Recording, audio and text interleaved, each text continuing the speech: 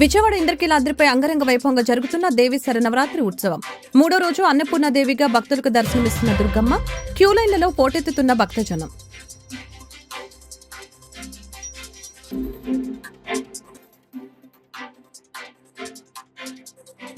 తిరుమలలో ప్రక్షాళన ప్రారంభించామని సీఎం చంద్రబాబు వెల్లడి.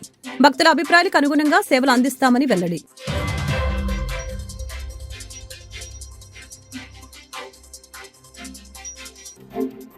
ఇంద్రకీలాద్రిపై దేవి శరన్నవరాత్రి మహోత్సవాలు అంగరంగ వైభవంగా జరుగుతున్నాయని జిల్లా కలెక్టర్ సృజన సిపి రాజశేఖర్ బాబు వెల్లడి.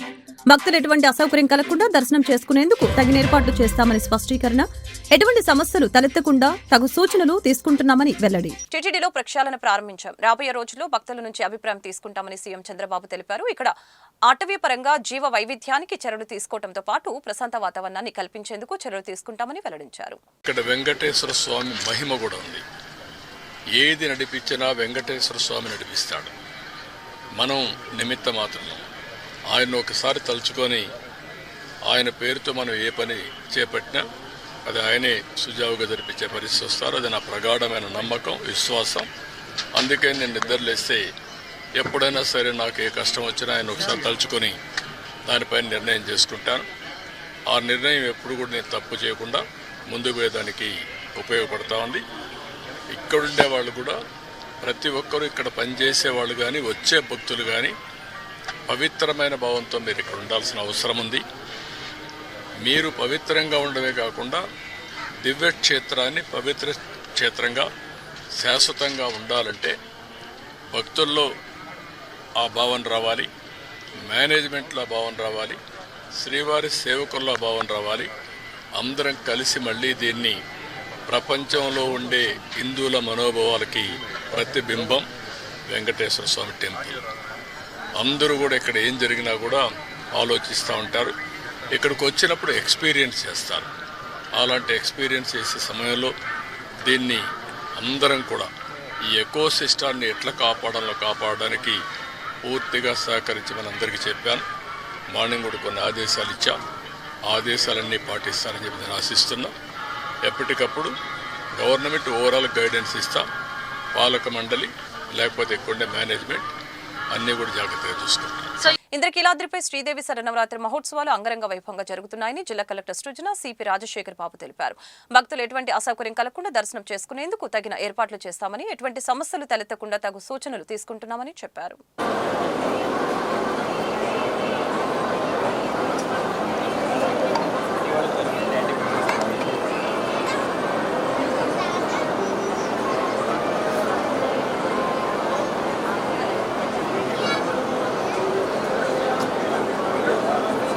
గత 5 సంవత్సరాల కాలంలో దేవి శరన్నవరాత్రి ఉత్సవాలలో అమ్మవారికి భక్తులకు మధ్య దూరం అనేది ఏర్పడిందని, సరైన ఏర్పాట్లు లేక భక్తులు తీవ్ర ఇబ్బందులు ఎదుర్కొన్నారని ఉండి ఎమ్మెల్యే రఘురామకృష్ణంరాజు తెలిపారు. ప్రస్తుత దసరా శరన్నవరాత్రి ఉత్సవాలు అంగరంగ వైభవంగా జరుగుతున్నాయని, ఆలయ అధికారులు ఏర్పాట్లని అద్భుతంగా చేశారని ప్రశంసించారు. మీడియా మిత్రులందరికీ నమస్కారం. దసరా దేవి నవరాత్రుల సందర్భంగా అన్నపూర్ణాదేవి అలంకారంలో వేంచేసి ఉన్న కనకదుర్గ అమ్మవారిని 5 సంవత్సరాల తర్వాత దసరా ఉత్సవాల్లో భాగంగా నేను ఈ దేవాలయానికి నేను పుట్టి పెరిగింది కూడా ఇక్కడే విజయవాడలోనే కనకదుర్గమ్మ సన్నిధిలోనే. చిన్నప్పుడు చాలా ఎక్కువగా దుర్గమ్మ వారి దర్శనం చేసుకునేవాడిని. అటువంటిది ఒక 5 సంవత్సరాలు దసరా ఉత్సవాల్లో పాలు పంచుకునే అవకాశం నాకు కలగలేదు. 5 సంవత్సరాల తర్వాత ఈరోజు ఈ ఉత్సవాల్లో పాల్గొనటం, అమ్మవారి దర్శనం ఎంతో ఆధ్యాత్మిక ఆనందాన్ని నాకు ఇచ్చింది. మళ్ళీ ఎటువంటి అవరోధాలు కలగకుండా ప్రతి సంవత్సరం దసరా ఉత్సవాల్లో దర్శన భాగ్యం కలిగించమని కనకదుర్గ అమ్మవారిని మనసారా ప్రార్థించాను. చాలా చాలా సంతోషంగా ఉంది. ఎందుకంటే ఈరోజు మా మదర్ పేరు, మా తల్లిగారి పేరు కూడా అన్నపూర్ణ. ఆ అలంకారం రోజు వచ్చినందుకు మరింత సంతోషంగా ఉంది. ప్రశ్నలు ఏమన్నా ఉంటే అడగండి, సింపుల్ ప్రశ్నలు. దసరా ఏర్పాట్లు అద్భుతంగా ఉన్నాయి. ఎందుకంటే 5 ఏళ్ల క్రితం నేను వచ్చా. మరి అది కొంచెం భక్తుల్ని అమ్మవారికి దూరం చేసినట్టుగానే అనిపించింది. ఇప్పుడైతే ఆ నెంబర్ ఆఫ్ రోస్ విషయంలో కానీ, అందరికీ షేడ్ క్రియేషను, అన్నిటిలోనూ కూడా చాలా శ్రద్ధ పెట్టి ఏర్పాట్లు చేసినట్టు స్పష్టం అవుతుంది. అయినా భక్తులు రాక విపరీతంగా ఉంటుంది కాబట్టి ఎంతో కొంత పర్సంటేజ్, ఎంతో కొంత అసౌకర్యం ఉన్నప్పటికీ మెజారిటీ భక్తులు, అంటే గతంలో వచ్చిన భక్తులు మళ్ళీ వస్తే వాళ్ళందరికీ కూడా చాలా మెరుగైన ఏర్పాట్లు జరిగినట్టు స్పష్టం అవుతుంది. నేను అదే ఫీల్ అయ్యా. సలహా అంటే ఇంత చక్కగా చేసిన వాళ్ళకి ఇంకా సలహా ఇస్తూ ఉండేది. అదే అంటే చక్కగా జరిగినాయి కాబట్టి మరి ఇంకేదన్నా ఈ ఉత్సవాలు అయిన తర్వాత ఇలాంటి మీడియా ప్రముఖులు ఎవరైనా ఫలానా చోట ఇంక ఇంప్రూవ్ చేసి ఉంటే బాగుండేదని చెప్తే అది మంత్రి గారి దృష్టికి, ఈవో గారి దృష్టికి ఎలాగో వెళ్తాయి. నా వంతు మరి ఎన్నో సంవత్సరాలు విజయవాడలో గడిపిన వ్యక్తిగా నా వంతు కృషి నేను కూడా చేస్తాను. Thank you. విజయవాడ ఇంద్రకీలాద్రిపై దసరా ఉత్సవాలు అంగరంగ వైభవంగా జరుగుతున్నాయి. ఉత్సవాలలో భాగంగా శనివారం దుర్గమ్మ అన్నపూర్ణ దేవిగా భక్తులకి దర్శనమిచ్చారు. నేటి నుంచి స్కూల్స్ కి సెలవులు కావడంతో భక్తుల సంఖ్య పెరిగింది. ఉదయం నుంచి అమ్మవారి దర్శనానికి భక్తులు క్యూ లైన్లో బారులు తీరారు. ఉచిత దర్శనంతో పాటు 100 రూపాయలు, 300, 500 రూపాయల లైన్లు కూడా కిక్కిరిసిపోయి అమ్మల్ని గన్న అమ్మ బెజవాడ దుర్గమ్మను అన్నపూర్ణ దేవిగా దర్శించుకునేందుకు ఆలయానికి భక్తులు పోటెత్తారు. దసరా మహోత్సవాల సందర్భంగా కనకదుర్గమ్మకు భక్తుల ఆభరణాలు బహుకరిస్తున్నారు. దుర్గమ్మపై తమకున్న భక్తిని చాటుకుంటూ వివిధ ఆభరణాలను అమ్మవారికి సమర్పిస్తున్నారు. గుంటూరుకు చెందిన ఓ భక్తుడు అమ్మవారికి 6 కిలోల వెండి హంసను అందజేశాడు.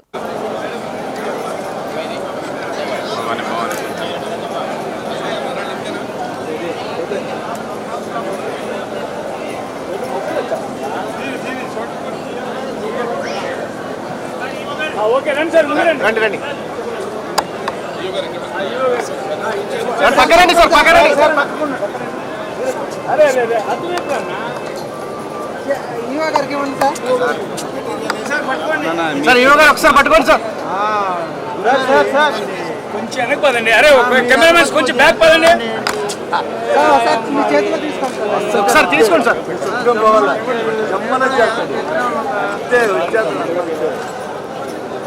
సార్ కొంచెం డౌన్ చేయాలి సార్, డౌనర్ కనబట్టారు.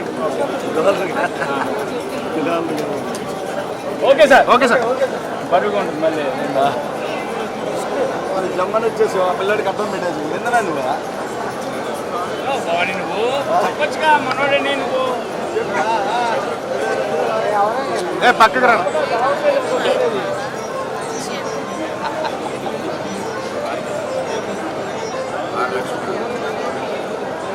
చాలే అన్న.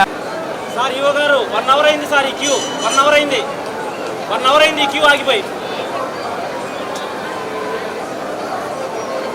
సార్ 500 రూపీస్ క్యూ ఆగి 1 అవర్ అయిపోయింది సార్. 300 రూపీస్లోకి వెళ్ళిపోయినప్పుడు బయటకు కూడా వచ్చేస్తున్నారు. కాదు సార్ మీరు డబ్బులు కదా సార్, ఏమి కాదు సార్. అప్రూవ్డ్ అని అంటే ఆల్రెడీ వచ్చారని సార్ స్కాన్ అవ్వట్లేదు సార్.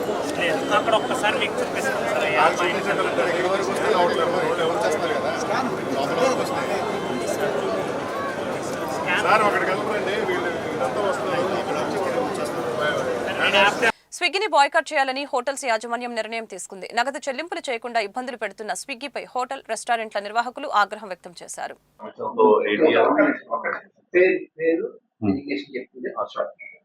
నా పేరు వినోద్ అండి, joint secretary Andhra Pradesh hotel association మత్స్యకారులు. సో ముందుగా చెప్పినట్టు వీళ్ళు 0% కమిషన్ తో స్టార్ట్ అయ్యారు ఏపీహెచ్ ఆంధ్రప్రదేశ్ లోని. So right now 20 to 30% run అవుతున్నాయి అనే మినిమం స్కేల్.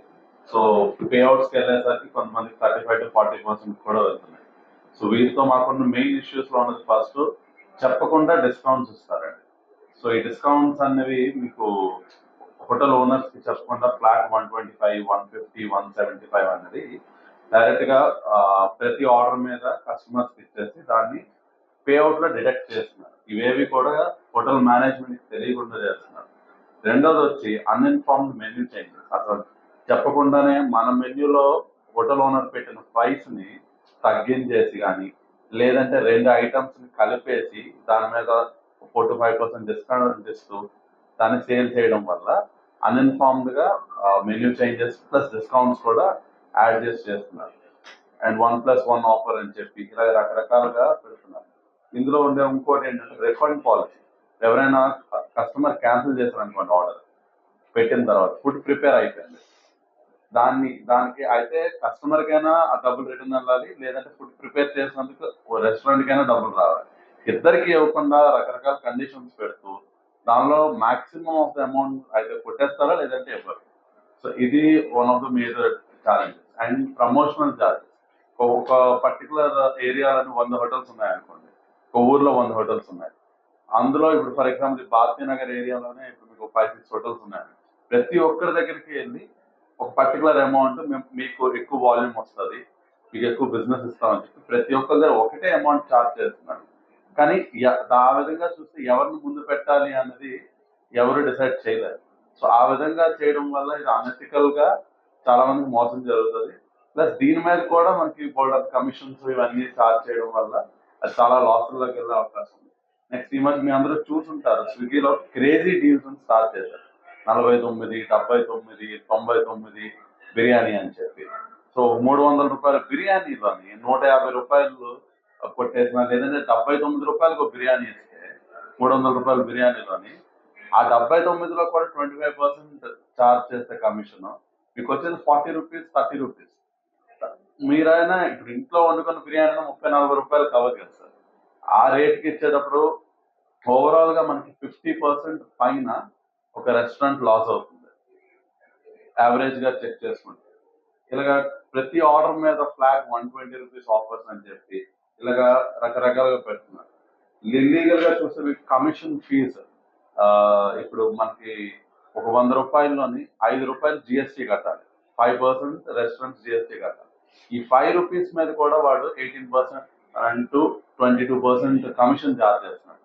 ఓనర్స్ దగ్గర తీసుకున్న కమిషన్ జిఎస్టీ మీద కూడా ఛార్జ్ చేస్తున్నాడు. సో ఇలాగా రకరకాలుగా మనం ఓవరాల్ గా చూసుకుంటే 40 to 60% ప్రతి రెస్టారెంట్ లాస్ అవుతుంది. అందుకని చెప్పి లాస్ట్ 3 మీటింగ్స్ లో మనకి ఎన్నిసార్లు వాళ్ళకి మనం మా సమస్యలు చెప్పుకొని దానికి సానుకూలంగా స్పందించమన్న ఈ రోజు వరకు కూడా స్విగ్గీ స్పందించలేదు. మేము చెప్పిన వాటికి మ్యాక్స్ టు మ్యాక్స్ అన్నిటికీ కూడా జొమాటో సానుకూలంగా స్పందించి. మీడియా మిత్రులందరికీ ఆంధ్రప్రదేశ్ హోటల్ అసోసియేషన్ తరఫున ధన్యవాదాలు. నా పేరు ఆర్వి స్వామి అండి, ఆంధ్రప్రదేశ్ హోటల్స్ అధ్యక్షుడిని. ఈ రోజున రాష్ట్ర వ్యాప్తంగా రెస్టారెంట్స్లో చాలా నష్టంతో రన్ అవుతున్నాయి హోటల్స్, రెస్టారెంట్స్. దానికి కారణం గత 8 సంవత్సరాల క్రితం స్విగ్గీ, జొమాటో వాళ్ళు మమ్మల్ని ఈ రంగంలో తీసుకొచ్చినప్పుడు 0% ప్రాఫిట్ ఏం లేకుండా వాళ్ళు మొదలు పెట్టారు. తర్వాత క్రమక్రమేణా అది 20 to 30% వరకు కమిషన్స్ వెళ్ళడం జరుగుతుంది.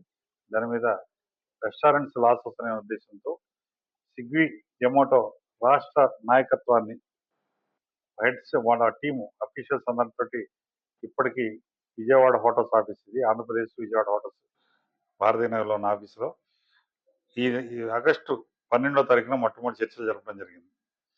ఆ తర్వాత ఆగస్టు 27వ తారీఖున తిరుపతిలో ఒక మీటింగ్ పెట్టి వాళ్ళు స్విగ్గీ, జొమాటో ఉన్నత టీం తోటి చర్చించారు.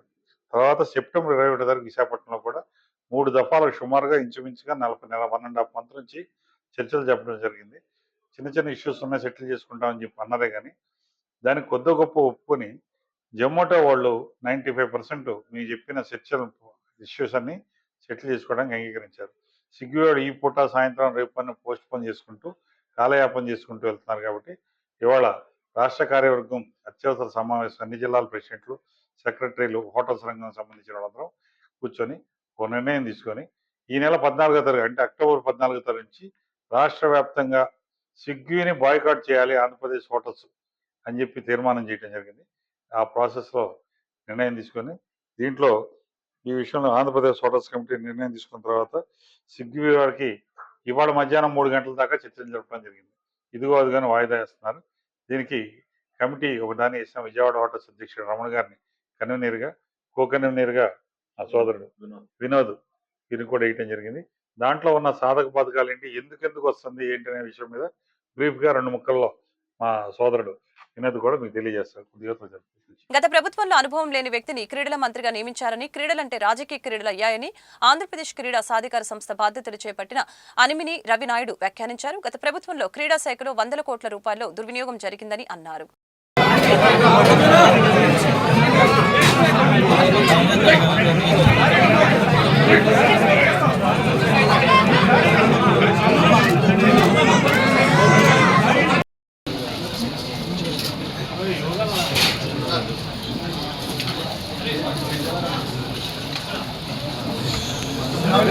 కూర్చోండి మీరు కూర్చోండి సార్ మీరు కొంచెం పక్కన ఉండండి.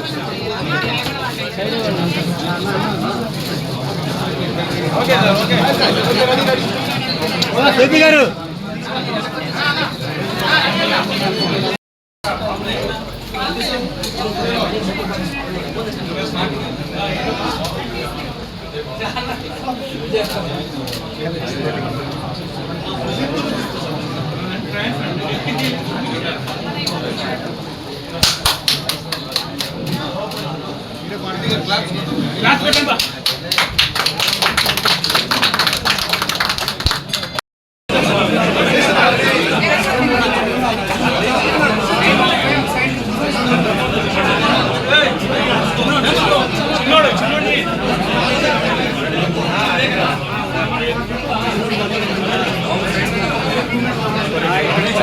ప్రధానమంత్రి నరేంద్ర మోదీ డోలు వాయించారు. ఈ వీడియో ప్రస్తుతం వైరల్ అవుతుంది. శనివారం మహారాష్ట్రలో పర్యటిస్తున్న ప్రధాని తొలుత జగదాంబ మాత ఆలయాన్ని సందర్శించారు. అనంతరం సంత్ సేవాలాల్జీ మహారాజు సమాధి ఉన్న చోటును సందర్శించి నివాళులర్పించారు. ఆ సందర్భంగా అక్కడ ఏర్పాటు చేసిన సాంప్రదాయ డోల్ను వాయించారు. ఆంధ్రప్రదేశ్ రాష్ట్రంలో కూటమి ప్రభుత్వం వచ్చాక వివిధ జిల్లాల పారిశ్రామిక పార్కుల్లో 203 సంస్థలకి ఏపీఐఎస్సీ భూముల్ని కేటాయించడం శుభపరిణామమని హోంమంత్రి వంగల్పూడి అనిత వెల్లడించారు. భూముల కేటాయింపులు జరిగిన పరిశ్రమల ద్వారా 2349.86 కోట్ల పెట్టుబడులు, 4300 మంది యువతకు ఉద్యోగాలు రానున్నాయని ఆమె స్పష్టం చేశారు. ఆంధ్రప్రదేశ్ రాష్ట్ర పారిశ్రామిక మౌలిక సదుపాయాల అభివృద్ధి సంస్థ కార్పొరేషన్ చైర్మన్ గా బాధ్యతలు చేపట్టిన మంతెన రాంబాబు ఇంద్రకీలాద్రిపై శ్రీదేవి శరన్నవరాత్రి మహోత్సవాలు అంగరంగ వైభవంగా జరుగుతున్నాయని జిల్లా కలెక్టర్ సృజన సిపి రాజశేఖర్ బాబు తెలిపారు. భక్తులు ఎటువంటి అసౌకర్యం కలగకుండా దర్శనం చేసుకునేందుకు తగిన ఏర్పాట్లు చేస్తామని, ఎటువంటి సమస్యలు తలెత్తకుండా తగు సూచనలు తీసుకుంటున్నామని చెప్పారు. ముఖ్యంగా మీడియా మిత్రులకు ధన్యవాదాలు. గత 2 డేస్ కూడా అది తప్పు పని ఏదైతే తెలంగాణ మహిళా commission chairperson Nerella Sharada corporate కళాశాలలు సందర్శన చేస్తూ మార్పుకి శ్రీకారం చుట్టారు. ఆమెకు నా సెల్యూట్. విద్యాశాఖ మంత్రి లోకేష్ కూడా ఆంధ్రప్రదేశ్లో నిరంతరం తనిఖీ చేసేలా విద్యాశాఖ అధికారుల్ని ఆదేశించాలని నవతరం పార్టీ నుంచి విజ్ఞప్తి చేస్తున్నాము. రావు సుబ్రహ్మణ్యం, నవతరం పార్టీ జాతీయ అధ్యక్షులు. అందరికీ నమస్కారం. నేను ఈరోజు ఒక 2 రోజుల నుంచి ఒక వార్తని ఫాలో అవుతా ఉన్నా. తెలంగాణ రాష్ట్రంలో మహిళా కమిషన్ చైర్పర్సన్ సోదరి నేరెళ్ల శారద గారు కార్పొరేట్ కళాశాలల్ని, విద్యా సంస్థల్ని ఒక 2 రోజులుగా 3 రోజులుగా ఆవిడ పరిశీలిస్తా విద్యార్థుల సమస్యలు తెలుసుకుంటా ఉన్నారు. నాకైతే నిజంగా చాలా గొప్పగా అనిపించింది శారద గారిని చూస్తే. నేరేళ్ల శారద గారు ఆవిడ ఎలాంటి ఒత్తిళ్ళకి తలవగ్గకుండా నిజాయితీగా సమాచారం కూడా, ముందస్తు సమాచారం కూడా లేకుండా ఆయా కళాశాలల పరిశీలనకి ఆవిడ వెళ్ళటం, గర్ల్స్ ఎవరైతే ఉంటారో బాలికల హాస్టల్స్, టాయిలెట్స్, వాళ్ళ గదులు అన్నీ కూడా విజిట్ చేసి అక్కడ ఉన్నటువంటి సమస్యలు తెలుసుకొని విద్యా సంస్థల యొక్క నిర్వాహకులతోటి మాట్లాడుతూ ఉన్నటువంటి పరిస్థితుల్లో ఇప్పుడిప్పుడే కొద్దిగా విద్యా సంస్థల వాళ్ళు అలర్ట్ అయ్యి ఏదో కొద్దో గొప్ప ఆ గదులు శుభ్రం చేసుకుంటా, టాయిలెట్లు శుభ్రం చేసుకుంటా శారదా గారు వస్తారు, పరిశీలిస్తారనేటువంటి ఒక ఆలోచనకి రావటం జరిగింది. అట్లాగనే మన ఆంధ్రప్రదేశ్ రాష్ట్రంలో కూడా ఏదైతే ఈ కార్పొరేట్ కళాశాలలు ఉన్నాయో కోట్ల రూపాయలు సంపాదించుకుంటా, బిల్డింగులు కట్టుకుంటా, సరైన గాలి వెలుతురు లేకుండా, శానిటేషన్ లేకుండా, మరి తల్లిదండ్రుల దగ్గర నుంచి నిర్ణీత ఫీజు కంటే ఎక్కువ ఫీజులు వసూలు చేస్తూ సరైన వసతులు లేకుండా ఉన్నటువంటి ఎన్నో కార్పొరేట్ కళాశాలలు విజయవాడ కానీ, మరి వైజాగ్ కానీ, గుంటూరు కానీ, ఏదైతే మన ఆంధ్రప్రదేశ్ రాష్ట్రం మొత్తం బారు కనుక మన 26 జిల్లాల్లో చూసుకుంటే సెమీ అర్బన్స్కి కూడా, అంటే ఒక చిన్న పట్టణాలకు కూడా ఈ కార్పొరేట్ విద్యా సంస్థలు వాళ్ళ బ్రాంచీలను విస్తరించినటువంటి పరిస్థితుల్లో మరి మన ఆంధ్రప్రదేశ్ రాష్ట్రంలో నారా లోకేష్ గారు తన దృష్టికి ఏ సమస్య వచ్చినా వెంటనే స్పందిస్తూ ఉన్నారు. ప్రజల కోసం నారా లోకేష్ గారు విద్యాశాఖ మంత్రిగా ఉన్నారు కాబట్టి ప్రజల కోసం ఒకవైపు పనిచేస్తూనే మరొక వైపు విద్యా వ్యవస్థలో మార్పులు తేవడానికి కూడా నారా లోకేష్ గారు పనిచేస్తూ ఉన్నారు. విద్యాశాఖ అధికారులు ఎవరైతే ఉంటారో ఆర్జేడీలు, డిఈఓలు, ఎంఈఓలు, మరి వాళ్ళందరినీ కూడా ఒక్కసారి ఆంధ్రప్రదేశ్ రాష్ట్రంలో కూడా మన తెలంగాణలో నేరెళ్ల శారదా గారు ఏ విధంగా అయితే కార్పొరేట్ కళాశాలల్ని మరి ఆవిడ పరిశీలిస్తూ ఉన్నారో, కార్పొరేట్ విద్యా సంస్థల్ని పరిశీలిస్తూ ఉన్నారో, అట్లాగనే ఇక్కడ కూడా ఏపీలో కూడా విద్యాశాఖ అధికారుల్ని ఈ కార్పొరేట్ కాలేజెస్తో పాటుగా ప్రైవేట్ కాలేజెస్, అట్లాగనే మన గవర్నమెంట్ కాలేజెస్, ఇవన్నీ గవర్నమెంట్ విద్యా సంస్థలని వాళ్ళు కనుక తరచుగా ఇన్స్పెక్షన్ కనుక వెళ్తూ ఉంటే ఆ విద్యా సంస్థల యాజమాన్యాలు, నిర్వాహకులు కొద్దిగా జాగ్రత్తలు తీసుకునేటువంటి అవకాశం ఉంది. విద్యార్థులకి ఆరోగ్యం, ఆహారం, సౌకర్యం, విద్య అన్నీ కూడా లభించే అవకాశం ఉంటుందనేటువంటి విషయాన్ని ఒకసారి నారా లోకేష్ గారు కూడా పరిశీలించాలని చెప్పి నవతరం పార్టీ నుండి విజ్ఞప్తి చేస్తూ ఉన్నాం. మరి మరొకసారి నేరెళ్ల శారదా గారి విషయానికి వస్తే, అమ్మ శారదా, హ్యాట్స్ ఆఫ్ అమ్మ, సాల్యూట్, చాలా బాగా చేస్తున్నావు. నువ్వు తీసుకున్నటువంటి స్టెప్పు మనస్ఫూర్తిగా నేను అభినందిస్తున్నాను. విద్యా సంస్థల యొక్క అధినేతలు వాళ్ళు మరి విద్యార్థుల భద్రత కంటే కూడా ధనార్జనే ధ్యేయంగా డబ్బులు సంపాదించుకోవటం, బిల్డింగులు కట్టుకోవటం, కోట్లు. వార్తలు ముగించే ముందు ముఖ్యాంశాలు మరొకసారి. విజయవాడ ఇంద్రకీలాద్రిపై అంగరంగ వైభవంగా జరుగుతున్న దేవి శరన్నవరాత్రి ఉత్సవం. 3వ రోజు అన్నపూర్ణాదేవిగా భక్తులకు దర్శనమిస్తున్న దుర్గమ్మ, క్యూలైన్లలో పోటెత్తుతున్న భక్తజనం.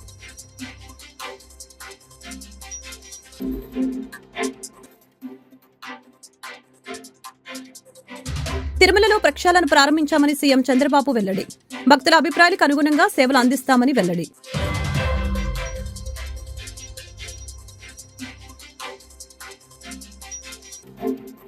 ఇంద్రకీలాద్రిపై దేవీ శరన్నవరాత్రి మహోత్సవాలు అంగరంగ వైభవంగా జరుగుతున్నాయని జిల్లా కలెక్టర్ సృజన సిపి రాజశేఖర్ బాబు వెల్లడి.